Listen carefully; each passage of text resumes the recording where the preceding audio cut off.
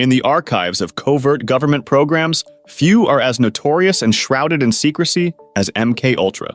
Unearthed in the aftermath of congressional investigations in the 1970s, MKUltra stands as a stark reminder of the lengths to which intelligence agencies went in their quest for mind control and behavioral manipulation during the Cold War era. From the 1950s to the early 1970s, the Central Intelligence Agency, CIA, conducted a series of covert experiments under the umbrella of MKUltra, delving into the realms of drug-induced alterations, hypnosis, and psychological torture. This video peels back the layers of secrecy surrounding MKUltra, understanding the motivations, methods, and ethical implications of a program that left an indelible mark on the history of covert government activities. In the turbulent backdrop of the Cold War, marked by ideological rivalries and geopolitical tensions between the United States and the Soviet Union, the suspicion that the Soviets were developing mind control techniques played a pivotal role in the inception of the CIA's MKUltra program. Fueled by reports from the Korean War of American prisoners of war displaying altered behavior under interrogation, as well as broader fears of Soviet advancements in psychological warfare, the U.S. government sought any possible advantage in intelligence and unconventional warfare. While there is no direct evidence of extensive Soviet mind control experiments, the perceived threat led to the authorization of MKUltra in 1953. The program, officially tasked with understanding and countering potential mind control techniques, delved into controversial and often unethical experiments, exploring the use of drugs, hypnosis, and behavioral modification. The MKUltra program encompassed a wide range of experiments conducted on unwitting subjects, often without their knowledge or consent. The methods employed were as diverse as they were ethically questionable, including the administration of psychoactive drugs, hypnosis, sensory deprivation, and electroconvulsive therapy. One of the key substances used in these experiments was LSD, a powerful hallucinogenic drug that gained notoriety in the counterculture movements of the 1960s. LSD, or lysergic acid diethylamide, was synthesized by Swiss chemist Albert Hofmann in 1938 during research on ergot fungus at Sandoz Laboratories in Basel, Switzerland. Hofmann accidentally discovered its psychedelic properties in 1943 when he ingested a small amount, experiencing vivid hallucinations. This marked the first intentional acid trip, celebrated as Bicycle Day. Recognizing LSD's significance, Sandoz investigated its properties, initially exploring therapeutic applications. In the 1950s and 1960s, LSD gained popularity as a recreational drug linked to the counterculture movement. Safety concerns led to its classification as a hallucinogenic substance. Despite the therapeutic potential, LSD became a Schedule I controlled substance in the U.S. due to misuse fears. Documents obtained under Freedom of Information in 1976 revealed that in 1953, the CIA considered purchasing 10 kilograms of LSD, sufficient for 100 million doses, to secure control over the drug's supply. The agency did procure some LSD from Sandoz Laboratories in Switzerland. Once Project MKUltra commenced in April 1953, experiments involved administering LSD to vulnerable populations, including mental patients, prisoners, drug addicts, and prostitutes.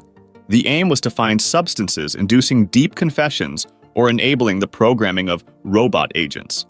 LSD was also given to CIA employees, military personnel, doctors, and other government agents to study their reactions. Subjects were often unaware, and informed consent was frequently absent, violating the Nuremberg Code. Military personnel faced court-martial threats if they disclosed the experiments. Today, many veterans subjected to these experiments seek legal redress and compensation for the unethical and non-consensual nature of the testing. Operation Midnight Climax was a sub-project of the larger MKUltra program. This operation focused specifically on the study of the effects of LSD on unsuspecting individuals in real-life social situations. The operation involved the setup of safe houses in New York City and San Francisco, where CIA operatives, often working under the cover of a front organization, lured individuals into these locations. These individuals were typically prostitutes, and the safe houses were equipped with two-way mirrors and recording devices to covertly observe the effects of LSD on the subjects without their knowledge. Prostitutes were hired to engage with the unknowing subjects, and the CIA operatives would monitor the interactions from behind the two-way mirrors. The subjects were then secretly dosed with LSD, and the CIA observed the ensuing behavior and reactions. The operation aimed to gather data on the drug's impact in realistic social situations and assess its potential for mind control and manipulation. Operation Midnight Climax was not only ethically questionable due to the administration of drugs without informed consent, but also faced severe criticism for the use of prostitutes and the secretive nature of the operation. Hypnosis was one of the methods explored within the MKUltra program. The goal was to study and develop techniques for mind control, behavioral modification, and interrogation. Hypnosis was considered a potential tool to achieve these objectives. Under MKUltra, experiments involving hypnosis aimed to assess whether individuals could be induced into altered states of consciousness and made more susceptible to suggestion. The CIA sought to determine if hypnosis could be used to extract information, control behavior, or enhance interrogation techniques. The agency conducted these experiments on a variety of subjects, including military personnel, government employees, and civilians. The toll exacted by MKUltra on its unwitting subjects was immeasurable. Lives were disrupted, families were torn apart, and individuals were left with enduring psychological scars. The lack of informed consent in these experiments violated the most fundamental ethical principles governing human research, and the program raised serious questions about the limits of the American government's power and the moral responsibility of those involved. The experiments conducted under MKUltra not only violated the rights of the individuals involved, but also breached the trust that Americans place in their government. The revelations surrounding the program, brought to light in the 1970s through a series of congressional investigations, sparked public outrage and calls for greater transparency and accountability. In the wake of growing public concern, the United States Congress launched investigations into MKUltra, leading to a series of hearings in the 1970s. The Church Committee, named after its chairman, Senator Frank Church, played a pivotal role in uncovering the extent of the program's activities and the ethical violations committed. The investigations revealed the destruction of many MKUltra records in 1973 by then CIA Director Richard Helms, further complicating efforts to understand the program's scope fully. Despite this, the hearings exposed the dark underbelly of MKUltra, prompting the U.S. government to acknowledge its wrongdoings and enact reforms to prevent such abuses from recurring. The MKUltra program stands as a cautionary tale of the lengths to which governments may go in the pursuit of intelligence and military advantage, often at the expense of ethical considerations and individual rights.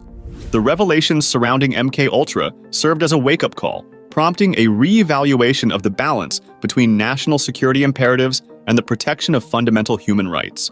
As we reflect on this dark chapter in history, it is crucial to remain vigilant and demand transparency and accountability from those entrusted with the immense power of intelligence agencies. MKUltra reminds us that ethical considerations must temper the pursuit of knowledge and security, and the lessons learned from this program continue to shape discussions on the boundaries of government experimentation and the protection of individual liberties. So this is it for today's episode. If you enjoyed this video, don't forget to give it a thumbs up and subscribe for more content. We will catch you in the next video. Until then, take care and keep chasing your dreams. Get military-related merchandise at squadian.in and download the Defense Squad app for more premium military-related series, audiobooks, and other content. Download now from Play Store.